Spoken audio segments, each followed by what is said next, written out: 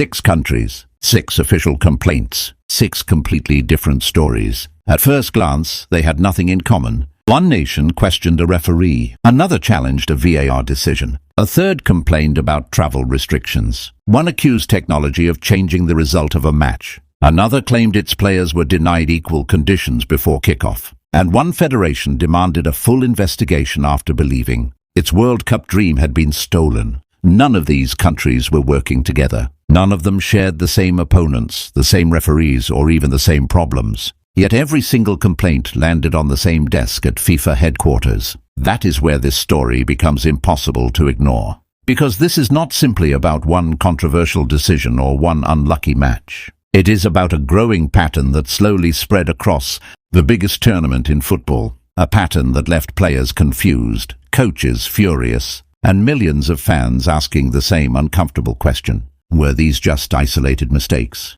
Or were different rules being applied to different teams? By the end of this video, you'll understand why 6 federations from different continents all ended up accusing FIFA of the very same thing, and why some officials inside football fear this tournament may be remembered for far more than the football itself. Long before the opening whistle echoed across the stadiums, FIFA quietly sent an ordinary-looking document to every federation qualified for the tournament. It arrived weeks before the first match and attracted almost no public attention. There were no headlines, no debates, and no television discussions. To most teams, it looked like routine paperwork containing schedules, competition procedures, and disciplinary regulations that every tournament includes. Buried inside those pages, however, was one rule that everyone believed was absolute. A player shown a straight red card would automatically miss the next match. No exceptions. No negotiations. No special treatment. It was one of football's clearest regulations, repeated countless times over the years. Every federation received the same document. Every coach prepared under the same understanding. Every player believed the rule applied equally to all 48 nations. Nobody imagined that only weeks later this single paragraph would become the center of one of the biggest controversies the World Cup had ever witnessed. Because while the words printed on paper never changed, the way those words appeared to be enforced suddenly became the subject of international dispute. One federation questioned it first, then another followed. Soon, complaints began arriving from every corner of the tournament. Different countries, different incidents, different matches. Yet they all pointed toward one unsettling possibility, that football's written rules were no longer the real story. The real story was who those rules were applied to, when they were enforced, and why similar situations seemed to produce completely different outcomes. That growing doubt would soon spread far beyond the pitch and become the biggest shadow hanging over the entire World Cup. The first official warning did not come from a controversial penalty or a dramatic VAR review. It began thousands of miles away from the spotlight, before many fans even realized a problem existed.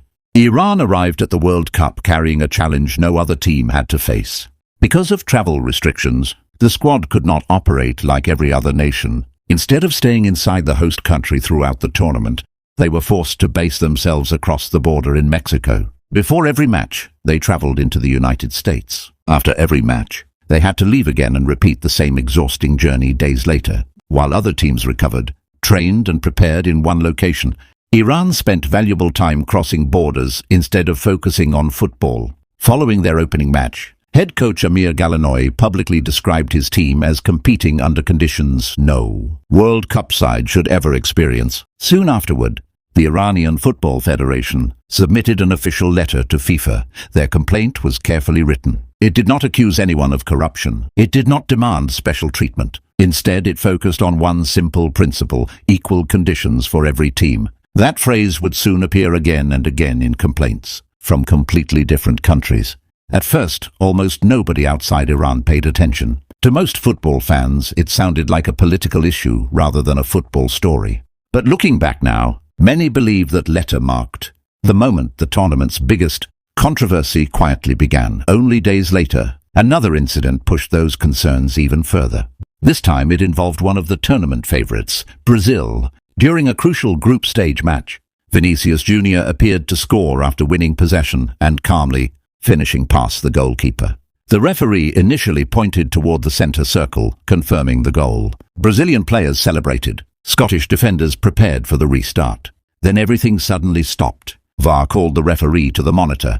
After reviewing the footage, the goal was overturned because officials believed a foul had occurred much earlier in the attacking move. Brazil still won the match comfortably, meaning the decision did not change the final result. Yet what happened afterwards surprised many observers. Instead of celebrating victory and moving on, the Brazilian Football Confederation sent a formal complaint directly to FIFA. Their argument was not simply that the decision was wrong. They questioned why VAR had intervened at all. According to Brazil, video review was designed to correct only clear and obvious mistakes, not to search deep into attacking phases for debatable incidents that nobody on the field had even protested. They compared the situation with similar challenges in other matches that had not been reviewed, asking why identical situations were producing completely different outcomes. Once again, the issue was consistency. Once again, the phrase equal application of the rules appeared inside an official complaint. Two completely different countries, two completely different incidents, yet both were asking FIFA almost exactly the same question. At that point, very few people realized these complaints were beginning to form a much larger picture, one that would soon involve even more federations and shake confidence in the tournament itself. While the football world debated VAR decisions, another controversy was unfolding far from the pitch. Ecuador's players had barely reached their hotel before their preparation was thrown into chaos. After a long and exhausting journey, the squad expected one thing above all else: rest. Instead, as midnight approached, the streets outside their hotel filled with noise. Car horns blasted continuously, motorcycles revered beneath the players' windows, fireworks lit up the night sky, groups of supporters chanted for hours, turning what should have been a quiet evening into a sleepless night. Riot police eventually arrived, but the disruption had already done its damage. The following day, Ecuador faced the host nation and suffered defeat, ending their World Cup campaign. Before the match had even kicked off, however, the Ecuadorian Football Federation had already submitted a formal complaint to FIFA. Their letter did not focus on the result. Instead, it argued that every nation deserved equal preparation, equal protection, and equal conditions before stepping onto the field. By now, a pattern was becoming impossible to ignore. Iran had spoken about unequal travel conditions. Brazil had questioned inconsistent VAR standards. Ecuador now raised concerns about competitive fairness outside the stadium. Three different federations, three completely different situations. Yet all of them were repeating the same message, that the tournament was no longer being played under identical conditions for every team. What had begun as isolated complaints was slowly turning into a much broader debate about whether fairness existed only in FIFA's rulebook or in the tournament itself. Then came the moment that transformed a series of complaints into a global controversy. During the knockout stage, United States striker Folarin Balogun was shown a straight red card after a dangerous challenge. Under FIFA's published regulations, the consequence appeared straightforward. A direct red card carried an automatic one-match suspension. It was one of football's clearest disciplinary rules, understood by every federation before the tournament began. Few expected any discussion, but only hours before the United States' next match, FIFA announced that Balogun's suspension would be put on hold while the case underwent further review. The decision immediately stunned rival federations, especially Belgium, who were preparing to face the United States. Belgian officials quickly demanded a written explanation, believing they had the right to understand why one of the tournament's most basic rules had suddenly been treated differently. What happened next only deepened the confusion. According to Belgium, FIFA interpreted their request for clarification as a formal appeal, even though Belgium insisted they had never filed one. Then within hours, that same appeal was rejected on the grounds that Belgium had no legal standing to challenge the decision. To Belgian officials, the process made little sense. They argued that FIFA had effectively transformed a simple question into an appeal, only to dismiss it, because the federation supposedly had no right to appeal in the first place. Whether intentional or not, the sequence fueled even greater suspicion. For many observers, the controversy was no longer about one player's red card. It had become a debate about transparency, consistency, and whether football's rules were being applied equally to every nation. That single decision would soon trigger reactions across the football world. And the biggest controversy of the tournament was still yet to come. Just when it seemed the controversy could not grow any larger, the tournament delivered the moment that pushed everything to the breaking point. Egypt stood only minutes away from one of the greatest victories in its football history, leading the reigning world champions by 2 goals. With barely 11 minutes remaining, the players could almost see a place in the quarterfinals. Then the match changed completely. Earlier in the game, an Egyptian goal had already been ruled out after VAR reviewed an incident that had happened many seconds before the ball crossed the line. Later, Mohamed Salah went down inside the penalty area after a challenge, but play continued. Within minutes, Argentina found momentum, scored once, then again, and completed a dramatic comeback. The final whistle sparked immediate outrage. Egypt's coaching staff did not hide their emotions. Players openly questioned the decisions, while officials from the Egyptian Football Association announced they would file a formal complaint against the referee and the VAR team. They demanded a full investigation and asked FIFA to remove the officials from the rest of the tournament. But what made this complaint different was not the anger, it was the language. Like Iran, Brazil, Ecuador and Belgium before them, Egypt argued that the biggest issue was not one single decision. It was the belief that similar incidents were being judged differently depending on the match, the team and the circumstances. 5 different federations had now reached the same conclusion without working together.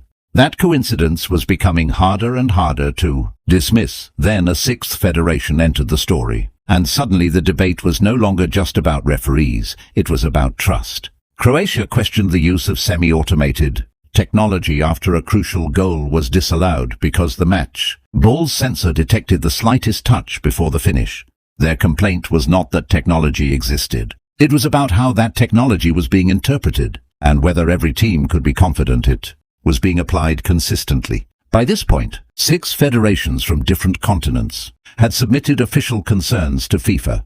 None of them accused each other. None of them coordinated their actions. Yet all of them described the same underlying problem in different words. The rules written on paper seemed clear, but the way those rules were enforced appeared anything but consistent. FIFA strongly defended the integrity of its officials and rejected any suggestion that outside influence affected refereeing decisions. Even so, many federations said they were still waiting for detailed, written explanations to the questions they had raised. And perhaps that is the biggest mystery of this entire World Cup. Football matches last 90 minutes, but the decisions that shape those matches can have consequences far beyond the final whistle. Trophies will eventually be lifted. Champions will be celebrated, but long after the confetti disappears, one question may continue to echo across world football. Were all teams truly playing under the same rules, or were the rules being applied differently depending on who was involved? Until every federation receives clear answers, that question is unlikely to disappear, and it may become the lasting legacy of this tournament.